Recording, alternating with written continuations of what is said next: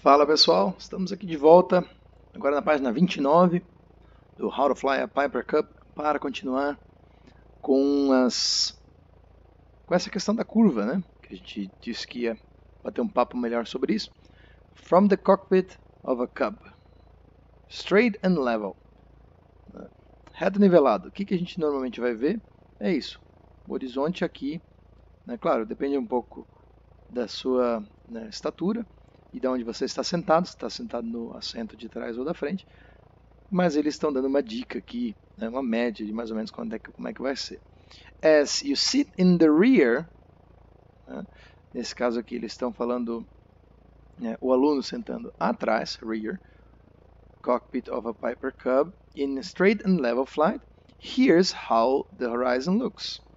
These pictures show normal front view as when you fly solo, with no instructor in the front cockpit. Então, quando você voa solo, você vai sentar no assento de trás. Alguns aviões até tem um placard aqui, né, que diz voo solo no assento traseiro, né? Rear seating for solo flight. 30-degree left turn. Depois 30-degree right turn. Notice how, when you turn left at a 30-degree bank, the horizon seems to tilt to the right. With the nose in correct position for level flight, the horizon line cuts right across the nose of the plane. Então, né, note como que quando você faz essa curva de 30 graus de bank para a esquerda, o horizonte parece que se curvou, né? The horizon seems to tilt para a direita. With the nose in correct position, né, para manter nivelado com o nariz na posição correta. No voo nivelado, a linha do horizonte ela vai cortar, né, right across, exatamente assim, né, cruzando aqui o nariz do avião. E né, da mesma forma, same as 30-degree left turn, only to the right, né, agora. Horizon seems to tilt to the left. O horizonte parece que curvou para a esquerda. In gliding turns, the nose goes below the horizon. And in climbing turns, the nose goes above the horizon. Então, aqui, o que é importante aqui é a gente ver a atitude, né, olhando para fora, porque até essa aviação aqui não tem horizonte artificial. Então a gente tem que olhar para o horizonte mesmo lá fora. Se você tiver com bastante chão, quer dizer que o seu nariz está embaixo. Se você tiver com bastante céu, né, é que você está com o nariz para cima. E a gente disse que ia conversar sobre o uso, né, do bank e da velocidade de stall. Então aqui eu já procurei, para não fazer feio igual eu fiz antes, nesse manualzinho aqui, que é um manual bem antiguinho também, do J365, lá na página 23, quer ver se eu não me enganei de novo? Não, está aqui. Ele fala, aqui ele mostra uma tabelinha bem bacana lá dos idos de antigamente, mas que a gente até hoje em dia na linha aérea, a gente nos nossos treinamentos de stall e de upset recovery, que é a recuperação de atitudes anormais, a gente dá uma olhada nisso aqui, que é a relação do ângulo das asas, né, em bank, né, curvando, né, de bank mesmo, e o load factor, né, o fator de carga, a aceleração de Gs que a gente sente. Então, que nem a gente falou num dos vídeos anteriores ali, se você já voou de verdade ou até andou numa montanha-russa, você fez uma curva com um bank mais acentuado, você sente a aceleração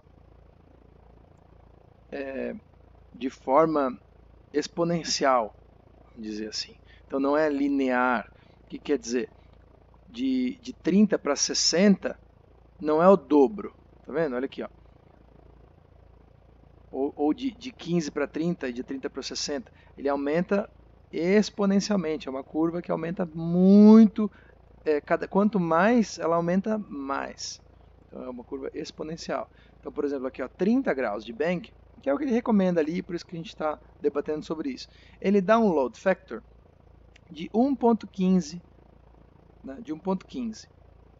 Se você fizer uma curva bem steep, né, bem acentuada, de 60 graus, ele vai para 2G, né, duas vezes a pressão, o peso normal que a gente sente no nosso voo nivelado.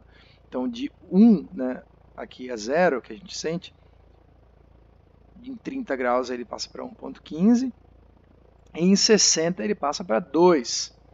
Então, nota que esses 60 graus aqui, mais para frente a gente vai mais falar sobre isso. E aqui, por exemplo, 67 já dá 2,5. E aí, se alguém já sabe por que eu estou falando desse 67, né, é porque a gente vai conversar sobre isso depois. Lá na linha da Airbus tem umas coisas interessantes em relação a isso, a 60 e 67. Então, quando a gente estiver falando do Airbus, a gente vai conversar mais sobre isso. E aqui, por exemplo, 80 graus, que é quase de lado, né? Dá 5,75. Por que é importante isso? Porque esses aumentos no bank, eles aumentam a nossa velocidade de stall. Então aqui nesse J3 bacaninha, com 0 graus, né? Claro que existem algumas variações, mas aqui ele vai estolar a mais ou menos 38 milhas por hora, porque ele vai chegar no ângulo de stall, lembra que a gente falou no ângulo de ataque, onde ele vai estolar. E essa porcentagem aqui, ó, percentage of increase in normal stalling speed. De 0 graus não tem aumento nenhum, né? Se você fizer um bank de 10 graus, que é esse bankzinho aqui bem levinho, ele já aumenta 0,5%. Então a sua velocidade de stall ela passa para 38,2. Se você fizer um bank de 30, que é o bank que eles recomendam ali quando o horizonte está passando aqui no nariz, olha aqui que já aumentou 7% a velocidade de stall. Então, o que a gente, num determinado peso, uma determinada condição, né, a gente estolaria com 38 nós com a asa nivelada, aqui com 30 graus ele já passa para 40,7 milhas por hora. Então, por que é importante isso? Quando a gente está curvando lá da perna do vento para a base e da base para a final, a gente realmente tem que manter a energia do avião, manter a velocidade do avião para poder manter a margem de segurança na velocidade de stall. E por isso que as velocidades de stall elas já são, né, as velocidades de aproximação já são acima da velocidade de stall. Porque além disso tem a questão da turbulência, tem um ventinho de cauda, um ventinho de proa, mas aqui no nosso caso a gente está investigando os efeitos do bank na velocidade de stall. Aí olha aqui, se a gente for para 40 graus, ela já aumenta para 14,4%. Vai para 43 milhas e meia. E numa curva de 2G, né, de 60 graus, a velocidade aumenta 41,4%. Ou seja, já vai para 53,7 milhas por hora. Por isso que a gente já fez em alguns outros vídeos. Por quê? Para tu manter a curva nivelada a 60 graus, tu tem que puxar bastante o manche e se baixar, né, se passar daquele ângulo lá, e como essa velocidade aumenta e o arrasto aumenta, olha, a chance de tu estolar aqui é muito mais alta. Então é isso aí. Aqui ele só está terminando de explicar. Olha aqui o óleo de novo, ó. Sacanagem. fiquei procurando um tempão. Então ele fala, the speed must be increased to keep from stalling out in the banked turn. Então, né, mantenha a velocidade de aproximação, mantenha a V-approach, né, ou a V-ref, e lembre-se que cada curva ela tem um efeito na velocidade de stall. Certo? Então vamos voltar aqui, How to Fly a Piper Cub, e aqui nós estávamos lá na página 29, era? 28, 29. Então falamos sobre as curvas. Vamos ler o que ele fala aqui. Good pilots keep their heads loose. Bons pilotos, eles mantêm a sua cabeça loose, solta, né? Com flexibilidade, né? Good pilots never have stiff necks. Então, o bom piloto nunca tem o pescoço, né, duro.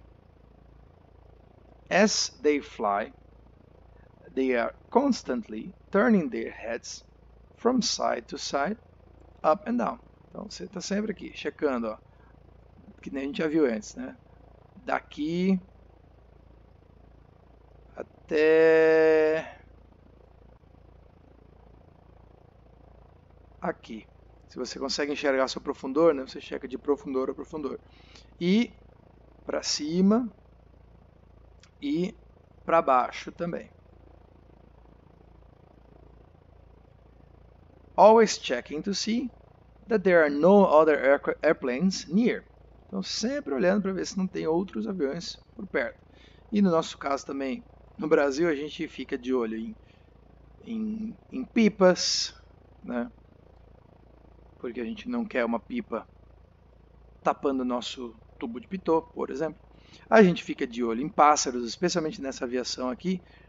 É bem bacana, né? Ver um bando de urubu na final, por exemplo. É bom ficar de olho e evitar, se possível. Além dos aviões, é claro. Traffic rules of the air are strict and all good pilots flying according to them. Os regulamentos de tráfego aéreo são rígidos, strict.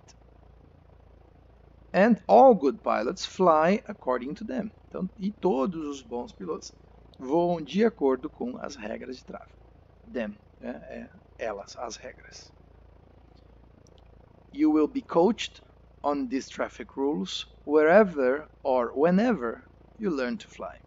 Então você vai receber um coaching, você vai ser treinado, né, em relação a essas regras, as regras de tráfego, traffic rules, wherever or whenever, né, onde, seja em qualquer lugar ou a qualquer momento, or whenever, né, ou quando você começar a voar. Vamos para mais um tópico aqui, Wind Drift Correction. Então é a correção da deriva. Eu acho que eu já comentei sobre isso aqui, porque foi assim que eu aprendi. Antigamente, quando você vai cruzar um rio, tem a correnteza, você vai ter que fazer uma correção na sua proa, né? Um ângulo de correção de deriva. E aqui ele mostra exatamente a mesma coisa que a gente já conversou em outros vídeos. Wind Drift Correction, então é a correção da derrapagem, né? Da derrapagem por causa do vento. When flying, never forget that your plane moves through the air, yet within a mass of air. Então não esqueça que o seu avião ele está se movendo através do ar, que, né, não deixa de ser uma massa, né, de ar.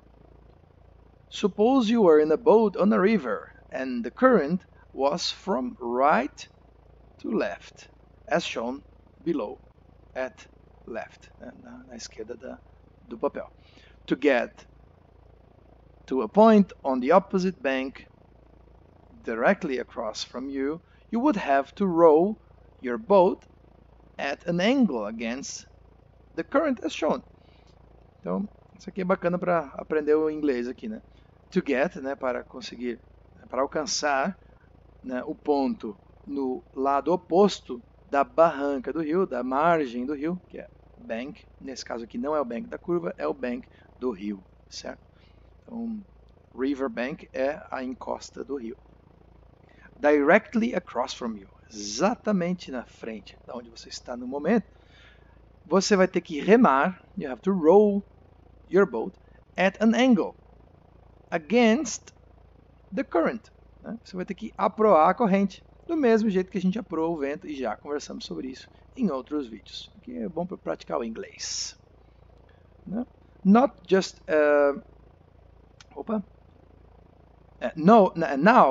now look at the picture at the right below. See? Tá vendo? It's the same way when you fly. The wind is just like a current of a river. You have to allow for it. Né? Você vai ter que fazer alguma coisa contra, né? Que isso aqui acontece e a gente vai ter que fazer alguma coisa contra. As pilots say, crab into it. Né? Carangueje para o vento, igual a gente fala em português. Aqui o avião está caranguejando, assim como esse barco também está caranguejando as you row your boat. You have to allow for it, crab into it, to keep the direction you want in relation to the ground. Para manter a sua direção que você quer em relação ao solo. Né? Ou, nesse caso, entre a posição A e B aqui no rio. Wind correction is one of the most important fundamentals of flight, especialmente nessa fase da aviação aqui, que é a fase do voo visual. Você quer ir do ponto A para o ponto B e você tem várias referências visuais que você está esperando ver e se programou ver uma estrada, ver uma cachoeira, ver um rio, ver um lago. Se daqui a pouco o vento te empurra completamente fora, você vai começar a ver outras coisas. E aí a nossa mente pode começar a falar, ah, esse aqui é o lago tal, que era para estar aqui, mas você vê aqui. E aí você começa a achar, não, se esse aqui é o lago tal, aqui é o estádio de futebol. Mas esse estádio está um pouco diferente, mas só pode ser ele. Isso é o nosso cérebro nos ensinando, ou vamos dizer assim, nos sabotando. Né? Então parte da consciência situacional sendo degradada, acontece isso. E é uma que a gente chama de desorientação espacial no voo visual, porque o nosso cérebro fala, não, essa estrada aqui é a BR XYZ, só que na verdade é a BR ABC, quando a outra BR está aqui, porque você não corrigiu o vento de maneira, né, efetiva. Então essa aqui é a página 29, e aqui na página 30 ele já está falando algumas manobras. Some maneuvers that only, aí tem a outra parte, experienced flyers can do. Então vamos dar uma olhada nessas manobras aqui para encerrar o nosso vídeo e vamos até o final então. Chandelle. This used to be called the Castle turn because it was invented in the World War I by Vernon Castle. Então foi inventada essa manobra, ela se chamava, o Chandelle se chamava curva do castelo, né? Porque ela foi inventada na Primeira Guerra Mundial pelo camarada aqui, Vernon Castle. It consists of a shallow dive to gain extra speed. Então faz essa descida aqui para... e shallow não é muito acentuada, né? Só de leve. Para dar uma extra speed, velocidade adicional. E aí você dá 45 graus de bank. When the 45 degree is almost reached, apply back pressure to add climb. Então você faz essa bank de 45 e aí começa a subir. When about halfway through, quando aproximadamente na metade, the recovery roll is started, so that when you're heading in the opposite direction, 180 graus ao oposto, a change of 180 degree, your wings are level, but you're still in a climb. Então você vai nivelar as asas, mas ainda está aqui no final da subida, depois você nivela. Then lower the nose to the level flight. Então aqui, porque você tem que ter energia, porque a gente falou, né? Você vai dar o bank e ainda vai subir, então tem que ter energia para não estolar nessa curva aqui. E aqui já me lembrou sobre a questão da guinada adversa. Você já ouviu falar na guinada adversa? Se não ouviu, a gente ainda pode comentar sobre. Lazy eights, então o 8 preguiçoso. These are a combination of climbing turn a turn over the top, like half an orange, and a turn down, with the airplane constantly changing its attitude in relation to the ground. Both the Chandelle and the Lazy 8 are known as timing maneuvers, because they require an exact timing of control pressures. Porque eles querem que você faça exatamente isso aqui, enquanto a energia do avião está drenando, e aí você continua aqui, já passa a acelerar e termina a curva no lado oposto. Então, aqui a gente está subindo, aqui a gente está descendo. Aí aqui de novo a gente está subindo de novo, curva para o outro lado e descendo. Então esse aqui é um 8 preguiçoso.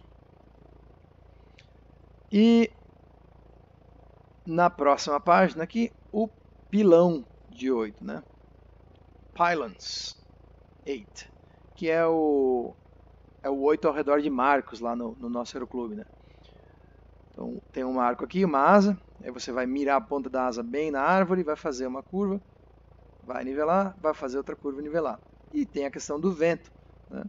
Porque conforme o vento está soprando, você vai ter que dar mais ou menos bank e mais ou menos caranguejadas para um lado ou para o outro para corrigir o vento. Então vamos ver o que ele fala aqui em inglês. This maneuver not only requires timing, but takes into account wind drift, because it is flown across wind. It's flown crosswind. Então eles recomendam você realmente fazer uma manobra com o vento cruzado para treinar essas aplicações tanto de bank nessas curvas e nessas, e aplicar a correção de deriva, né, para um lado ou para o outro. You must stay the same distance away from the pylon all the way around. Although on one side the wind blows you toward the pylon, and on the other side blows you away from it. Então foi isso que a gente conversou. You must use a 30-degree bank on the side of the pylon towards the wind and a 45-degree bank on the side away from the wind. Então ele aqui já está dizendo que você tem que usar um bank menor, né, no lado do pylon que está, né, a favor do vento, e 45 quando você está, né, mais longe do vento. Pylons should not be trees, etc., but intersections of roads or flying lines. Olha só que interessante, eu estava vendo só a árvore, mas ele disse aqui que não deveria ser a árvore, etc., mas sim a interseção, né? But intersections of roads or field lines. Então, engraçado, ele botou a árvore, mas foi para justamente dizer que não é para ser a árvore. E o loop, que muito provavelmente a gente nunca iria fazer com um avião desse, mas provavelmente nessa época aqui era permitido fazer com esse tipo de avião. Now we are getting to where flying is really fun. Que é onde estava realmente chegando a parte divertida. To loop an airplane, para fazer looping, you first push the nose down into a dive and gain speed. As your speed picks up, you must gradually close the throttle so your engine doesn't rev up too fast. Esse rev aqui é de revolutions. Então, quando você já acelerou, você tem que tirar um pouco o motor, porque senão o seu motor vai estar girando muito rápido. When you gain speed, press back firmly on the stick so the nose comes up fairly fast. And when you are climbing straight up, open the throttle wide. Então, o que ele quer dizer? Quando você já ganhou a velocidade, né, dê uma pressão mais firme para colar o manche, para fazer subir o nariz, né, de uma maneira fairly fast, né, razoavelmente rápida. E quando você estiver voando reto na subida, você já completa o motor. Ó. Open the throttle wide. Open wide, quer dizer, abra com, né, bem para frente. Now, just hold the stick set about halfway back. Então, você alivia um pouco o manche quando está nessa parte do topo. Don't move it back any further, que é não cola o manche de novo, né? Deixa o avião voar um pouco, né, com menos ação do seu profundor. As you go over the top and start down, quando você estiver acima do topo e começar a passar a parte de baixo, na parte da descida, gradually close the throttle again, ou seja, tira aqui de novo, começa a tirar o motor de novo, por essa questão de não acelerar muito ele. You will go under the bottom and can then level out and pull up into a brief climb. Você vai descer, né, abaixo, da parte de baixo, under the bottom, and can then level out or pull into a brief climb. Ou dá para nivelar ou fazer uma leve subida de novo. A brief climb, uma subida de leve, to gain some altitude before leveling out. And that's all there is to it. E a última página, ele só fala aqui, learn what your instructor means by these hand signals. Né? Então aqui ele está mostrando alguns sinais que a gente não vai precisar se ater muito, porque aqui a nossa comunicação é bem efetiva, e com isso a gente termina a leitura desse pequeno manual de 32 páginas, com bastante comentário. E aqui, só para deixar divertido, a gente vai falar aqui, ó, a gente vai ver, ó, que também não se faz, né? Taps, ele dá um tapa, né? Taps student on the head. Please release controls to instructor, né? Um tapa na cabeça para o cara passar o comando para o instrutor. Isso aqui não acontece mais hoje em dia, né? E essa foi, né, uma publicação da Piper, então todos os direitos da Piper. Outros direitos autorais são para o Pilot's Handbook of Aeronautical Knowledge. E isso aqui foi impresso lá nos Estados Unidos. Então é isso aí. Muito obrigado por assistir mais essa série. Chegamos ao final e até a próxima. Valeu, um abraço!